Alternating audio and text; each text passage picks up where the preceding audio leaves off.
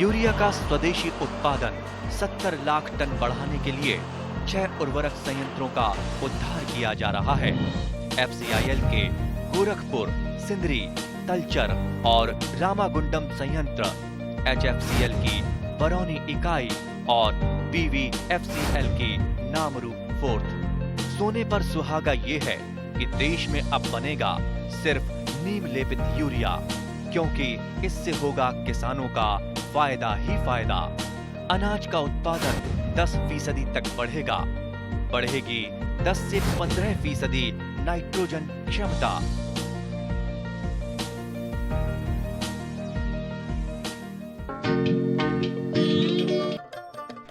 বিজ্ঞানসন্মতভাৱে বৰ্ণসংকৰ গাই গৰু পালনেৰে আমাৰ পশুপালক আৰ্থিকভাৱে লাভান্বিত বা স্ব-সংস্থাপিত হ'ব পাৰে। ইয়াৰ বাবে পশুধনৰ প্ৰজনন, স্বাস্থ্য সুৰক্ষা আৰু পৰিপুষ্টিৰ ক্ষেত্ৰত সচেতন হ'ব লাগিব। তেনেদৰে পশুধনক জৈৱিক নিৰাপত্তা দিব নোৱাৰিলে কিছুমান সংক্ৰামক ৰোগৰ বাবে আৰ্থিক ক্ষতি হোৱাৰ সম্ভাৱনা থাকে। সাধাৰণতে গোপালকসকলে চবকা, গলফুলা, জহাৰবাত, এনফ্ৰাক্স আদি ৰোগৰ প্ৰতিষেধক চিটা দিয়াৰ উপৰিও নিয়মীয়াকৈ পেলুৰ দৰৱ খুৱায়। কিন্তু বিজ্ঞানসন্মত গোহালিত নিবিড় পদ্ধতিত প্ৰতিপালিত গৌধনসমূহ কিছুমান ৰোগত আক্ৰান্ত হোৱা দেখা যায়। তেনে ৰোগসমূহৰ ভিতৰত উহাৰ ফুলা, গাঁঠি ফুলা আদি। নিবিড় পদ্ধতিত প্ৰতিপালিত গৌধনৰ এনে ৰোগ প্ৰসংগত পশুপালন বিভাগৰ এছিষ্টেণ্ট কি ভিলেজ অফিচাৰ ডাক্তৰ চন্দন কুমাৰ শৰণীয়াই এনেদৰে ব্যাখ্যা দাঙি ধৰে। বিশেষকৈ আমাৰ গাখীৰতী গাইৰ ক্ষেত্ৰত দেখা যায় যে বহুকেইটা বেমাৰে দেখা দিয়ে। বিশেষকৈ আমাৰ এটা বেমাৰ হৈছে কি আমাৰ মেষ্টাইটিছ। এইটো বেক্টেৰিয়াৰ পৰা হয় মেষ্টাইটিছ, আৰু ফাংগেলৰ পৰা হয় এইটো মেষ্টাইটিছ। এইটো উহাৰ ফুলা বেমাৰ বুলি কয়, আমাৰ ইংৰাজীত মেষ্টাইটিছ বুলি কয়। এইটো বেমাৰটো হ'লে হয় কি আপোনাৰ প্ৰথমতে গৰুজনী গাখীৰ অলপ মানে যিটো গাখীৰ পৰিমাণ দিয়ে সেই গাখীৰটো আপোনাৰ কম পৰিমাণ, কোনোবাটো বাটত কম হ'ব, কোনোবাটো বাটত বেছি হ'ব। তাৰপিছত গাখীৰৰ যিটো আপোনাৰ কালাৰটো চেঞ্জ হ'ব, আপোনাৰ চাউল ধোৱা পানীৰ দৰে হ'ব বা পিছলৈ গাখীৰটো দৈৰ দৰে ফাটিব। গতিকে এই বেমাৰটো আপোনাৰ কি হয় বিশেষকৈ কেতিয়াবা গৰ্ভৱতী লাষ্ট ষ্টেজতো হয়, আৰু কেতিয়াবা গাইজনী মানে পোৱালি দিয়াৰ পিছতে আৰম্ভ হয়। গতিকে আমি সাৱধান হ'ব লাগিব যাতে এই আমাৰ যিবোৰ গাখীৰ দিয়া গৰু আছে এই বেমাৰটোৰ পৰা যাতে আমি হাত সাৰি থাকিব পাৰোঁ। গতিকে আমাৰ গোপালকসকলে মন কৰিব লাগিব কি আপোনাৰ প্ৰথমতে আমাৰ গাখীৰ খীৰাওঁতে বস্তুটো যাব পাৰে। সদায় আমি কি হ'ল গাখীৰ খীৰাৰ আগে আগে আমি কি কৰিব পৰিষ্কাৰ আপোনাৰ পানীৰে আপোনাৰ চাবোনেৰে আমি হাতখন ধুই ল'ব লাগে। গাখীৰ খীৰোৱাৰ সময়ত আপোনাৰ কি ক'ল ড্ৰেছযোৰ ধোৱা নতুন ড্ৰেছ হ'ব লাগে। তাৰপিছতে আপোনাৰ হ'ব লাগিব কি আপোনাৰ গাখীৰ খীৰোৱা পাত্ৰটো, লগতে আপোনাৰ গাখীৰৰ যিটো উহাৰ আছে সেইটো উহাৰখন ভালকৈ ধুই ল'ব লাগিব। গতিকে আৰু আমি যিটো বিশেষকৈ দেখাওঁ আমি গোহালিবোৰত দেখা পাওঁ যে যিটো আপোনাৰ তেল ব্যৱহাৰ কৰে গাখীৰ খীৰোৱাৰ সময়ত যিটো মিঠাতেল, সেইটো সদায় দৈনিক তেলটো মানে সদায় নতুনকৈ লৈ থাকিব লাগে। এটা কাপতে বহুদিনীয়া পুৰণা তেল ব্যৱহাৰ কৰিব নালাগে।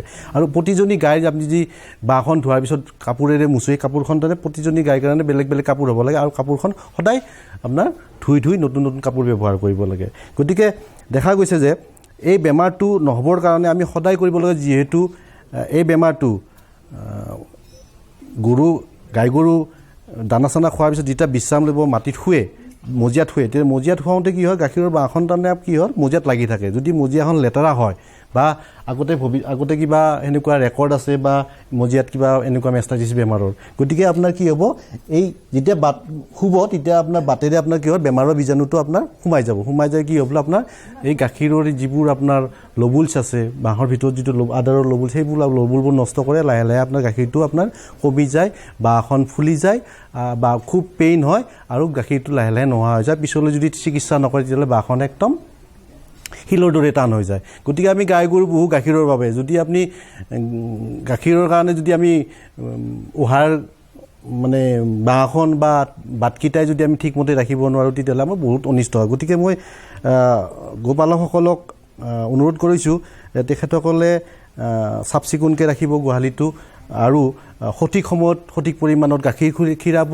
আৰু কিবা যদি এনেকুৱা অসুবিধা হয় আপোনাৰ গাখীৰৰ কিবা কালাৰ চেঞ্জ বা গাখীৰৰ কিবা তাৰ কোৱালিটিটো কিবা যদি চেঞ্জ হয় তেতিয়া কম পৰিমাণে সদায় ওচৰৰ পশু চিকিৎসকৰ লগত তেখেতৰ দিহা পৰামৰ্শ ল'ব, আনি এবাৰ দেখাই লৈ এই হেৰি কৰি ল'ব। আৰু এই বেমাৰটো নহ'বৰ কাৰণে তেখেতসকলে খুব সাৱধান, যাতে চাফ চিকুণ থাকে, চাফ চিকুণভাৱে যদি ৰাখে, পৰিষ্কাৰ পৰিচ্ছন্নভাৱে যদি গোহালিটো ৰাখে, যদি চেনিটেশ্যন হাইজেনিকটো মেইনটেইন কৰে, তেতিয়া এই বেমাৰটোৰ পৰা আপোনাৰ পশুপালকে আপোনাৰ গোপালকে হাত সাৰি থাকিব পাৰিব। ইয়াৰ পিছত নেক্সট আমি দেখা পাইছোঁ আৰু এটা বেমাৰ আছে, বিশেষকৈ গাই গৰুৰ ক্ষেত্ৰতে হওক বা বলদ গৰুৰ ক্ষেত্ৰত, আন গৰুৰ ক্ষেত্ৰতে হওক, আপোনাৰ আৰ্থ্ৰাইটিছ। এই গৰুজনীৰ আপোনাৰ দেখা গৈছে এই আঁঠুটো আপোনাৰ ফুলিছে, আগৰ ঠেঙৰ আঁঠু বা পিছৰ ঠেঙৰ এইবোৰ আপোনাৰ জইণ্টবোৰ আপোনাৰ ফুলি যায়। বিশেষকৈ দেখা যায় যে আমাৰ যিবোৰ এইবোৰ বৰ্ণশংকৰ জাৰ্চি, বৰ্ণশংকৰ ফ্ৰিজিয়ান বা জাৰ্চি বা পিয়'ৰ আপোনাৰ ফ্ৰিজিয়ান গৰুৰ ক্ষেত্ৰত দেখা যায় ইহঁতৰ বডি ৱেইটটো, যিটো দেহৰ ওজনটো বেছি। আমাৰতো লোকেল গৰু বৰ বেছি 120 কেজি, কিন্তু ইহঁতৰ আপোনাৰ 300, 350 বা 400 কেজি, 450 কেজি ওজন থাকে। দেখা যায় যে যেতিয়া বডিটো হেভি হ'ব আৰু বেছি সময় ইহঁতে গোহালিত থাকে, ইহঁতক চৰিব দিয়া নাযায়, গতিকে তাতে কি হয় জইনবোৰত আপোনাৰ কিছুমান টক্সিন কিছুমান জমা হয়, ইউৰিক এচিড জমা হয়, ঠিক সেনেকৈ কিছুমান বীজাণু আপোনাৰ সোমাই কিনে জইনত হেৰি হৈ থাকে, বা জইনৰ যিবোৰ কিছুমান আপোনাৰ ফ্লুইড থাকে, ফ্লুইডটো শুকাই যায়, বোলে বিভিন্ন কাৰণত তাৰমানে বেমাৰটো হ'ব পাৰে। তেতিয়া আমি কৰিব লাগিব কি, আমি যেতিয়া গৰুজনী এনেকুৱা বেমাৰ দেখা দিব তেতিয়া কি হয়, তাই উঠা বহাত বিশেষকৈ আমাৰ দেখা যায় যিবোৰ আমাৰ বিজ্ঞানসন্মতভাৱে আমাৰ গোপালন কৰে তেখেতসকলে আপোনাৰ গোহালিবোৰ আপোনাৰ কংক্ৰিট কৰে, আপোনাৰ পূৰা পকী মজিয়া কৰে। পকী মজিয়াৰ ক্ষেত্ৰত দেখা যায় যে আমাৰ যিহেতু বেছি ওজনৰ গাই গৰু থাকে, গতিকে উঠা মানে শোৱাৰ ক্ষেত্ৰত সিহঁতৰ মানে আঁঠুত বা এইবোৰ জইনবোৰত আপোনাৰ জোৰ পৰে। তেতিয়া কি হয়, আপোনাৰ কষ্ট পায় সেনেকৈ যে সদায় আপোনাৰ কষ্ট পাই তেতিয়া হয় কি হয়, জইনবোৰ ফুলি যায়, তাতে বিষ পানী জমা হয় আৰু গৰুবোৰ তাৰমানে কি জ্বৰ উঠে, ফুলি যায়। গতিকে সেইবোৰৰ কাৰণে আমি কৰিব লাগিব, তেতিয়া হয় কি মাটিৰ গোহালিত বান্ধিব লাগিব, নহ'লে ইয়াতে যিটো মেট ব্যৱহাৰ কৰিছে সেই মেটটো যিটো ৰাবাৰ মেট, সেই ৰাবাৰ মেট ব্যৱহাৰ গৰুজনীৰ কোনো কষ্ট নাপায়। আৰু সেই বেমাৰটো যদি হয় লগে লগে আপোনাৰ পশু চিকিৎসকৰ আপোনাৰ মাতি আনি কিনে দেখাই ল'ব লাগে, আৰু চিকিৎসাৰ ব্যৱস্থা কৰিলে আৰু খুব কম দিনতে এই বেমাৰটোৰ পৰা আমাৰ গোপালকজন আমাৰ সোনকালে আপোনাৰ এই সমস্যাটোৰ পৰা তেখেতে মানে আজৰি পায়। সাধাৰণতে বানপানীৰ সময়ত আৰু বানপানীৰ পিছত বানাক্ৰান্ত অঞ্চলৰ গোপালকসকলে পশুধনৰ খাদ্য সংকটত ভোগে। এই সময়ত গোধনক কলগছ টুকুৰা টুকুৰকৈ কাটি খুৱাব পাৰে। তেনেদৰে আহঁত, কঁঠাল, ডিমৰু আদি গছৰ পাতো খুৱাব পাৰে। আনহাতে বানপানীৰ সময়ত ভোকত থকা গোধনে কেৱল চাপৰ খালেও পেট ফুলি মৃত্যুমুখত পৰিব পাৰে। বানপানীৰ সময়ত আৰু বানপানীৰ পিছত পশুধনৰ খাদ্য সংকট জোৰা মাৰিবৰ বাবে ল'ব লগা কাৰ্যপন্থা সম্পৰ্কত এছিষ্টেণ্ট কি ভিলেজ অফিচাৰ ডাঃ চন্দন কুমাৰ শৰণীয়া আৰু প্ৰগতিশীল গোপালক পলাশবাৰীৰ ৰাজহ চক্ৰৰ চিকাৰহাটীৰ মিণ্টু দাসৰ সৈতে হোৱা আমাৰ আলাপ শুনোচোন আহক। প্ৰিয় কৃষক বন্ধু, আপোনালোকে নিশ্চয় জানে যে বানপানীৰ সময়ত আৰু বানপানীৰ পিছত বিশেষভাৱে আমাৰ গোপালকসকলৰ যথেষ্ট সমস্যাৰ সন্মুখীন হয়। গোপালনে হওক বা ছাগলী পালকে হওক বা গাহৰি পালকে হওক, তেওঁলোকৰ এটা খাদ্য সমস্যাই দেখিলে। বিশেষকৈ গোধন আৰু বা ছাগলীৰ ক্ষেত্ৰত ঘাঁহৰ অভাৱৰ হেতু বহু ক্ষেত্ৰত আমাৰ গাই গৰু বা ছাগলী বেমাৰতো পৰা দেখা যায়। কিন্তু এই ক্ষেত্ৰত আমাৰ কিছুমান গোপালক বা পশুপালকে এই ক্ষেত্ৰত কি কৰে, তেওঁলোকে ওচৰ কলগছ বা কলপাত বা ডিমৰু পাত, কঁঠাল পাত, আহঁতৰ পাত আনি পেলাই তেওঁলোকে সেইবোৰ কাটি পেলাই গৰু ম'হক খুৱাই পেলাই এই বিপদৰ সময়ত তেওঁলোকে কিছু পৰিত্ৰাণ পায়। গতিকে এইবোৰ কথা আমি আলোচনা কৰিবলৈ আজি আমাৰ মাজত লোৱাৰঘাট ৰাজ্যিক পশু চিকিৎসালয়ৰ পশু চিকিৎসা বিষয়ৰ ডাঃ চন্দন কুমাৰ শৰণীয়া আছে। মই চন্দন শৰণীয়া জানিব বিচাৰোঁ যে শৰণীয়া, যে এই বানপানীৰ সময়ত এই যিটো সমস্যা হয়, এইটো এটা ডাঙৰ সমস্যা বিশেষকৈ গোপালকৰ, কাৰণ সেই সময়ত কেৱল চাপৰ খালে এটা অন্যান্য বেমাৰো দেখা দিব পাৰে, পেট ফুলিব পাৰে। গতিকে এই ক্ষেত্ৰত আমাৰ হাততে পোৱা এই সেউজীয়া কলপাত বাই কেনেধৰণে সহায় কৰে?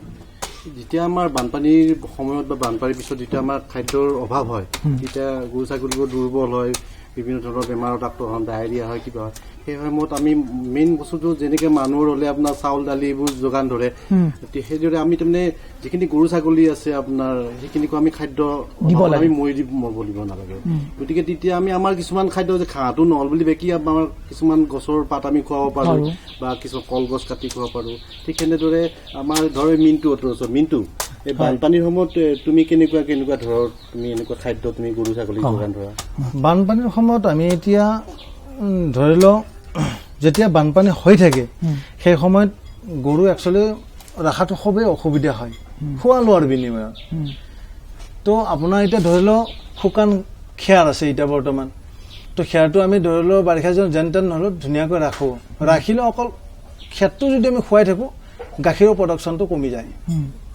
তো তাৰ বিনিময়ত ধৰি লওঁ আমাৰ ওচৰে পাজৰে ধৰি লওক কলগছ থাকে ধৰি লওঁ অলপ ওখ জেগাত ক'ৰবাত যদি ঘাঁহ থাকে সেইটো কাটি কিনে আনি কিনে খোৱা যায় প্লাছ কলপাতো খোৱা যায় বা কলগছে এনেকৈ সৰু সৰু পিচ কৰি কাটি কিনে খোৱা যায় আৰু কঁঠালৰ পাত আহঁত গছৰ পাত নহ'লে আপোনাৰ ডুম্বুৰু গছৰ পাত ঠিক তেনেকুৱা আৰু জংঘলীয়া মানে বস্তু যিখিনি থাকে আৰু খুৱাব পৰা তো সেই চিষ্টেমত তাৰমানে খোৱা যায় সেউজীয়া বস্তুখিনি আপুনি দিব হয় আৰু যিখিনি বাৰু আমি এখানে যদি খুৱাবলৈ নোৱাৰোঁ তেতিয়াহ'লে আমাৰ গৰুৰ নানান ধৰণৰ প্ৰব্লেম বুলিলেতো আপোনাৰ মেইনলি এতিয়া ধৰি লওক সেউজীয়া বস্তুতে আপোনাৰ মেইন ভিটামিনবিলাক থাকে কেলছিয়াম নানান ধৰণৰ ধৰি লওক ভিটামিনটো আমাৰ ঘাঁহতে থাকে সেইটো খুৱাব নোৱাৰিলেতো অসুবিধাই হয় তাৰে মাজতে আৰু পাৰালৈকে আমি এখন ইয়াত মানে কি আৰু ধৰি লওক গছৰ পাত এইটো সেইটো দেখুৱাই দিয়কচোন কি আপুনি ইয়াতে খুৱাই এতিয়া আমি চাওক এতিয়াতো ধৰক ঘাঁহ আছেই আপোনাৰ যিবোৰ ওখ ঠাইৰ পৰা নাই ঘাঁহ হয় ওখ ঠাইৰ পৰা আনিছোঁ এইটো আৰু আপোনাৰ কলগছটো আছে আপোনালোকক দেখিয়ে আছে কলপাতটো আনিছোঁ আৰু প্লাছ আপোনাৰ এইটো আপোনাৰ কঁঠাল গছ আৰু গছৰ পাত এইটো আপোনাৰ হ'ল আহঁত গছৰ পাত হয় এটা খোৱা যায় আৰু আপোনাৰ যেতিয়ালৈকে বানপানী নকমে আৰু তেতিয়ালৈকে অন্ততঃ এইখিনি সময়ত আপোনালোকে অন্ততঃ কিছু সেউজীয়া মানে পাত বা এইবিলাক যোগান ধৰিব পাৰে ডক্টৰ শৰণীয়া বিশেষকৈ সেই সময়ত যিহেতু আমাৰ যোগান বিভাগৰ পৰা বা ৰাজহ বিভাগৰ পৰা দানাসমূহ যথেষ্ট বা সময়ত কিছু দেৰি হয় কাৰণ কেৱল সেই শুকান বা চাপৰ খুৱাই পেলাইতো ৰাখিলে তেওঁৰ কি সমস্যা যদি কেঁচা পাত বা এনেকুৱাৰ মানে অভাৱ অবিহনে আমি যদি কেৱল চাপৰ খুৱাব যাওঁ তেওঁৰ কি সমস্যা দেখা দিব পাৰে পেট ফুলা হ'ব পাৰে ডায়েৰিয়া হ'ব পাৰে বা আপোনাৰ ডিহাইড্ৰেশ্যন হ'ব এনিমিয়াত ভুগিব আপোনাৰ স্কিনৰ ৰোগ বা গাখীৰ উটি গাই হ'লে গাখীৰটো নিদিয়া হ'ব পোৱালীবোৰে গাখীৰ নাপালে আপোনাৰ মৰি যাব বা গাভিনী গৰু হওক বা গাহৰি হওক বা ছাগলী হওক সেইবোৰ এবৰ্চন কৰি দিব গতিকে আমাৰ মেইন বস্তুটো আমি যদি চাপৰ দিম বা খেৰ দিম তথাপিও সেই সময়ত গোটেইখিনি ডুব যোৱাৰ পিছত আপোনাৰ কোনো ঘাঁহ পাবলৈ নাই গতিকে আমি তেতিয়াই কৰিব লাগিব কি আমি আমাৰ অকঠাত যদি ক'ৰবাত ঘাঁহ আছে ঘাঁহ কাটি দিব পাৰোঁ আমি কলগছটোতো ডুব নাযায় কলগছৰ পাতটো দিব পাৰোঁ বা কলগছটো কাটি খুৱাব পাৰোঁ আমাৰ মিলটোত আছে কোৱাৰ দৰে এই কঁঠালৰ পাত বা আহঁতৰ পাতটো আমি অলপ শুকাই দিব লাগে কিয় তাতে আঠা আছেতো আঠাটো অকণমান ঘাঁহ চাহ সৃষ্টি কৰিব পাৰে মুখত গতিকে অকণমান যদি লেৰেলা পেলাই দিম তেতিয়াহ'লে সেইখিনি হৈ যাব গতিকে গৰু ছাগলী বা গাহৰি আমি সেউজীয়া বস্তুটো দিব পাৰিলে সিহঁতৰ যিটো মানে আপোনাৰ পুষ্টিহীনতাটো যিটো ভোগে সেই পুষ্টিহীনতা বহু পৰিমাণে হ্ৰাস পায় আৰু তেতিয়া মানে নাপালেও আপোনাৰ 60-70% এটা বেলেঞ্চ এটা থাকি যায় কামৰূপ জিলাৰ পলাশবাৰী ৰাজহ চক্ৰৰ বৰিহাটৰ জগদীশ দাস এজন প্ৰগতিশীল গোপালক স্নাতক ডিগ্ৰী লোৱাৰ পিছত চৰকাৰী বা বেচৰকাৰী সংস্থাপন নাপাই 2002 চনত বৰ্ণশংকৰ গাই গৰু পালন কৰিবলৈ লয় বিজ্ঞানসন্মত গোহালি সাজি লৈ নিজাববীয়াকৈ ঘাঁহ খেতি কৰি জগদীশ দাস এজন সফল গোপালক গাই গৰু পালনেৰে জীৱিকাৰ পথ বাছি লোৱাৰ প্ৰসংগত জগদীশ দাসে এনেদৰে কয় বাৰু দাস আপুনি এই দুগ্ধ পাম কেতিয়া আৰম্ভ কৰিলে আৰু কেনেধৰণে আৰম্ভ কৰিলে মই 2002 চনৰ পৰা আৰম্ভ কৰিলোঁ আগতে আমাৰ লোকেল গৰু আছিল যিটো লখিমী বুলি কয় এই জাতটো ক্ৰছ কৰিলে যে ভাল পোৱালি হয় সেইটো মই দেখিলোঁ আৰু চন্দন শৰণীয়া ছাৰে আমাক তাৰমানে আত্মাৰ ট্ৰেইনিং দিছে আৰু বাকী তেনেকুৱা ধৰণৰ ট্ৰেইনিং বহুতে দিলে তেখেতৰ ট্ৰেইনিঙত গৈ তাৰমানে অনুপ্ৰাণিত হ'লোঁ আৰু যে ক্ৰছ বিট কৰিলে যে গাখীৰটোও বেছি পায় ভাল পোৱালি পায় মানে সেইটো চিন্তা চৰ্চা কৰিয়ে মই তাৰমানে ক্ৰছ কৰিলোঁ গোটেই গৰুখিনি তাৰপিছত ভাবিলোঁ মই 2002 চনত ডিগ্ৰী কমপ্লিট কৰিছোঁ তেতিয়াৰ পৰা চাকৰিৰ পিছত মানে 2-1 গৈছিলোঁ, নোযোৱা নহয়, কিন্তু দেখিলোঁ যে তাৰপিছত দৌৰি লাভ নাই আৰু, গতিকে মই কিবা এটা নিজে কৰিলে ভাল হয়, সেইটো ভাবিয়ে কৰিলোঁ। ক্ৰছ কৰিলে দেখোন গাখীৰটো বেছি পাওঁ আৰু এইখিনি বিক্ৰী কৰিলে দেখোন পইচাও পাম, সেইটো চিন্তাধাৰা মানে মাথাত আহিল আৰু তেতিয়াৰ পৰা মই ক্ৰছ কৰি কৰি বৰ্তমানৰ পৰিস্থিতিলৈকে আহিলোঁ। তেতিয়া কিমানটা আছিল, মানে গাই গৰু কিমান আছিল তেতিয়া? তেতিয়া আমাৰ লোকেল গৰু আছিল আপোনাৰ 6-7 জনী। আৰু AI কৰাৰ পিছত বৰ্ণশংকৰ গাই গৰু কিমান হ'ল? এতিয়া বৰ্তমান আপোনাৰ মোৰ আছে গাই 5 জনী আৰু পলে 2 জনী, আৰু বিক্ৰী কৰিলোঁ আগতে 7 জনী আছিল, মানে চেউৰি বিক্ৰী কৰিছে? চেউৰি বিক্ৰী কৰিছিল। আৰু আপুনি এই আজি 2002 চনৰ পৰা গাই গৰু পালন কৰি যে এটা পৰিয়াল সুন্দৰভাৱে চলাবলৈ হয়, কেইজনী গাই গৰু পালন কৰিলে সি লাভদায়ক বা সি পৰিয়াল চলাত সহায় কৰিব? মিনিমাম 5 জনী লাগে আৰু। 5 জনী? হয়। এই 5 জনী যদি গাই গৰু পালন কৰে, খৰচ বাদ দি হয়, তেওঁৰ মাহেকত কিমান টকা ল'ব পাৰে? আপোনাৰ ধৰক মাহেকত মানে পৰিয়াল এটা আৰু ভালদৰে চলিব পাৰি আৰু 15-20 হাজাৰ টকা থাকে আৰু। 20 হাজাৰ থাকে। বাৰু প্ৰথমতে আপুনি যেতিয়া এই গাই গৰু পালন কৰিছিল, তেতিয়া ওচৰ পাজৰত গাই গৰু এনেধৰণে পালন কৰা হৈছিল নে বাৰু? এনেধৰণে পালন কৰা নাছিলে, দেখিছিলোঁ দূৰত 2-1 ঘৰ তাৰমানে ক্ৰছ কৰিছে, কৰি পেলাই তেওঁলোকো তাৰমানে কৈ পেলাই মই সোধোঁ আপোনালোক গাখীৰ কেনেকুৱা, বোলে আমাৰ লোকেল গৰুতকৈ এই গৰুটোৰ গাখীৰ অলপ বেছি, গতিকে এইটো কৰিলে ভাল হয়। এতিয়া তাৰমানে মোৰ আৰু ভাৱ হ'ল এইটো কৰাই ভাল আৰু। আৰু এই যিখিনি গাখীৰ উৎপাদন হৈছিল, তেতিয়া গাখীৰ উৎপাদন কিমান আছিল আপোনাৰ যেতিয়া আৰম্ভণিতে, যেতিয়া বৰ্ণশংকৰ গাই গৰু আপুনি আৰম্ভ কৰিলে? হয়, তেতিয়া 5-6 লিটাৰলৈকে পাইছিলোঁ, তাৰপিছত ক্ৰমান্বয়ে আৰু ক্ৰছ কৰাৰ পিছত বাঢ়ি গৈ আছে, এতিয়া মোৰ 14 লিটাৰ 12 লিটাৰ তেনেকুৱা গৰু আছে। এতিয়া আপোনাৰ সাধাৰণতে কি হ'ল, আমি যদি প্ৰতিটো গাই গৰুৱে মানে গাখীৰ দিয়া অৱস্থাত থাকে, হয়, তেতিয়া আপোনাৰ সামগ্ৰিকভাৱে উৎপাদন কিমান হয় দৈনিক? মই যদি মানে গাভিনী গৰু নধৰি পেলাই যে প্ৰতিটো গাই গৰুৱে যদি মানে গাখীৰ দিয়ে, হয়, তেতিয়া উৎপাদন কিমান থাকে? মোৰ যিকেইটা গৰু আছে মিনিমাম 10 লিটাৰ গাখীৰ হয়, গতিকে 5 জনী গাই ল'লে 50 লিটাৰ ন্যূনতম উৎপাদন থাকে। হয়। এই গাখীৰখিনি আপুনি কি ধৰণে মাৰ্কেটিং কৰিছে বা বিপণন, আপুনি ঘৰতে বিক্ৰী কৰে নে কিবা ছ'চাইটি আছে আপোনালোকৰ? প্ৰথম অৱস্থাত তাৰমানে দোকানত বিক্ৰী কৰিছিলোঁ, তেতিয়া দেখিলোঁ যে তেওঁলোকৰ মতে মানে দাম দৰ নিৰ্ধাৰণ কৰে। আমি কেইজন মানে লগ লাগি ভাবিলোঁ যে ছ'চাইটি এখন খুলিব পাৰিলে, ডায়েৰী তেনেকুৱাকৈ চিন্তা চৰ্চা কৰি ডায়েৰী এখন খুলি দিলোঁ, তাত আমি গাখীৰটো কালেকশ্যন কৰোঁ, এতিয়াও বৰ্তমান কালেকশ্যন কৰি আছোঁ, আৰু তাৰ পৰাই তাৰমানে আমাৰ ডিষ্ট্ৰিবিউট হয়। সেই গাখীৰখিনি আপোনালোকে ক'ত নিয়ে ছ'চাইটিৰ? সেইখিনি আমাৰ পাইকাৰী আহি পেলাই লৈ যায়। দাম কিমানকৈ পায় তাত? এতিয়া বৰ্তমান আপুনি মানে যদি হেৰি চাই তাহলে 45 টকা কৰি আমি পাইকাৰী তাত বিকো, আৰু 2-1 লিটাৰ নিয়ে লোকেল চেলটো 50 টকা। 50 টকা। হয়। কিমানজন সদস্য আছে আপোনালোকৰ ছ'চাইটিত? 20 জন আছে বৰ্তমান, আৰু বাকী সদস্যৰ বাহিৰেও আৰু বেলেগে গাখীৰ দিয়ে তাত। তেওঁলোকক এই সদস্যসকলক আপোনালোকে পে'মেণ্টটো কেনেধৰণে কৰে? এইটো সপ্তাহৰ মূৰত কৰা যায়। সপ্তাহৰ মূৰত? হয়। এইটো কেছ ট্ৰেঞ্জেকশ্যন হয় নে আপোনালোকে বেংকে দিয়ে? নাই, এইটো কেছে দিওঁ। কেছে দিয়ে। হয়। বাৰু বাকী কিবা অন্যান্য তাত বাদে আপোনালোকে কি সুবিধা দিয়ে আমাৰ সদস্যখিনিক লাভ হিচাপত, লাভৰ অংশ হিচাপত? বছৰত বোনাছ এটা দিয়া যায়। বোনাছ এটা দিয়ে। সামগ্ৰিকভাৱে ব্যৱসায়িক ভিত্তিত গোপালন কৰাসকলে নিয়মীয়া প্ৰতিষেধক চিটাৰ ব্যৱস্থাৰে গোধনক স্বাস্থ্য সুৰক্ষা দিব লাগে। তেনেদৰে গোধন আৰু পোৱালীক পেলুৰ দৰৱ খুৱাই সুস্বাস্থ্য আৰু উৎপাদনৰ ধাৰাবাহিকতা ৰক্ষা কৰা আৱশ্যক। বানপানীৰ পিছত পশুধনৰ সুস্বাস্থ্য ঘূৰাই অনাৰ বাবে ওচৰৰ পশু চিকিৎসা বিষয়াৰ পৰামৰ্শ গ্ৰহণ কৰা উচিত।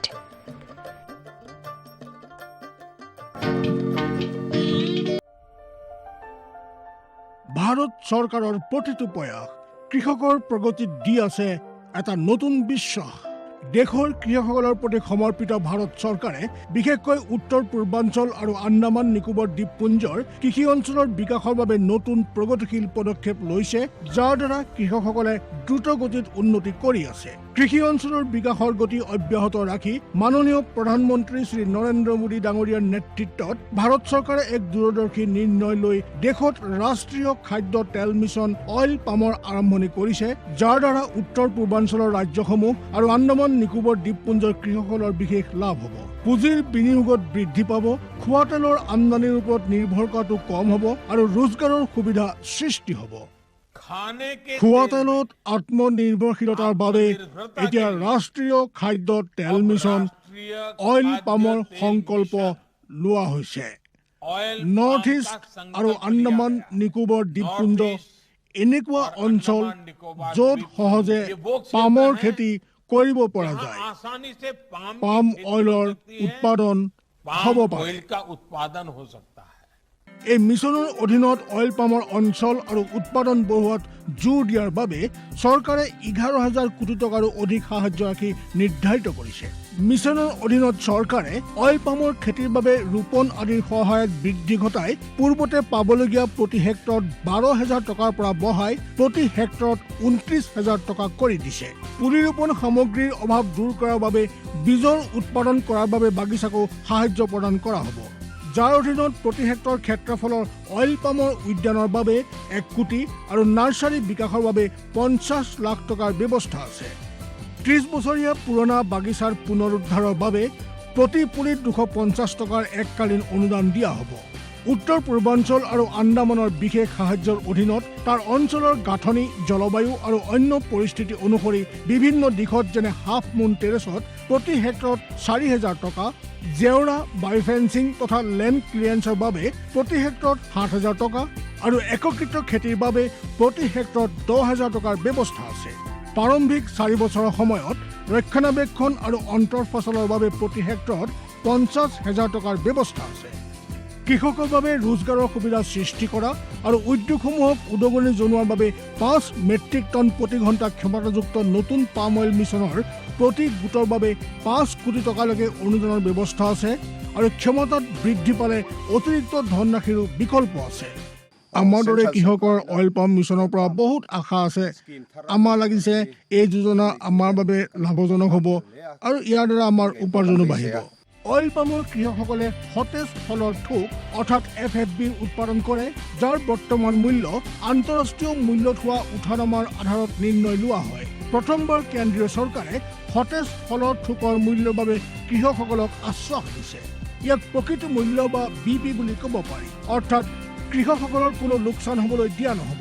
এই ব্যৱস্থাৰ দ্বাৰা কৃষকসকলৰ বজাৰৰ মূল্য উঠানমাৰ পৰা সংৰক্ষণ প্ৰাপ্ত হ'ব। প্ৰকৃত মূল্য BP নিৰ্ধাৰণ কৰাৰ আৰম্ভণি 1 নৱেম্বৰৰ পৰা হ'ব আৰু অহা বৰ্ষৰ 31 অক্টোবৰলৈকে অব্যাহত থাকিব। ইয়াক অইল পাম বৰ্ষ বুলি কোৱা হ'ব। ইয়াৰ দ্বাৰা উত্তৰ পূৰ্বাঞ্চলৰ ৰাজ্যসমূহ আৰু আন্দামান নিকোবৰ দ্বীপপুঞ্জত খেতি বৰ ভাল হ'ব আৰু কৃষকসকলে আনন্দৰ হাঁহি মৰাৰ এটা নতুন কাৰণ পাব। किसान भागीदारी प्राथमिकता हमारी। इस अभियान के दौरान देश भर से किसानों के वीडियो आमंत्रित। प्रगतिशील भारत के 75 साल और किसानों के गौरवशाली इतिहास और उनकी उपलब्धियों का प्रदर्शन किसान वीडियो प्रतियोगिता द्वारा। कृषि मंत्रालय द्वारा वीडियो प्रतियोगिता का आयोजन 3 श्रेणियों में। पहला, किसानों और उनकी आय में वृद्धि की सफलता की कहानियां। दूसरा, किसानों द्वारा अपनाई गई नवीन पद्धतियों के परिणाम स्वरूप प्राप्त उच्च उत्पादकता। तीसरा, किसानों को कृषि मंत्रालय की योजनाओं द्वारा प्राप्त लाभ।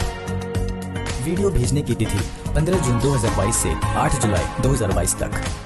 पहला पुरस्कार 11,000, दूसरा पुरस्कार 5,000, तीसरा पुरस्कार 3,000। सभी प्रतिभागियों को मिलेगा ई प्रमाण पत्र। इच्छुक किसान अपने वीडियो किसी एक या सभी श्रेणियों में भेज सकते हैं। कृषि गतिविधियों को प्रोत्साहन हेतु कृषि मंत्रालय द्वारा आयोजित किसान वीडियो प्रतियोगिता में अधिक से अधिक संख्या में भाग लें और आयोजन को सफल बनाएं। किसान भाइयों गांठ बांध लो, गांठ बांध लो। बहुत बहुत है काम की, समृद्धि के पैगाम की। मिट्टी के मिजाज को समझो, मिट्टी के हर राज को समझो। मिट्टी की तुम जांच कराओ, मुफ्त सॉइल हेल्थ कार्ड ले जाओ। कभी मुनासिब बीज लगाओ, सही किस्म की खाद ले आओ। जितनी जरूरी उतनी डालो, सही मात्रा खुद पहचानो। इसको अपना मंत्र बना लो, मिट्टी की सेहत को जानो। बात बहुत है काम की, कम लागत अधिक वरदान की। किसान भाइयों गांठ बांध लो, आज ही मिट्टी की जांच कराएं। राज्य सरकार के कृषि अधिकारी से संपर्क करें और मुफ्त में सॉइल हेल्थ कार्ड पाएं। कृषि और किसान कल्याण मंत्रालय द्वारा किसान हित में কৃষকসকলৰ বিভিন্ন সমস্যাৰ সমাধানৰ লগতে শেহতীয়া প্ৰযুক্তি আৰু প্ৰয়োজনীয় আনুষংগিক দিশৰ বিষয়ে জানিবৰ বাবে চাবলৈ নাপাহৰিব কৃষি দৰ্শন। প্ৰচাৰিত হয় প্ৰতি সোমবাৰৰ পৰা শুকুৰবাৰলৈ সন্ধিয়া 5:30 বজাৰ পৰা 6 বজালৈ।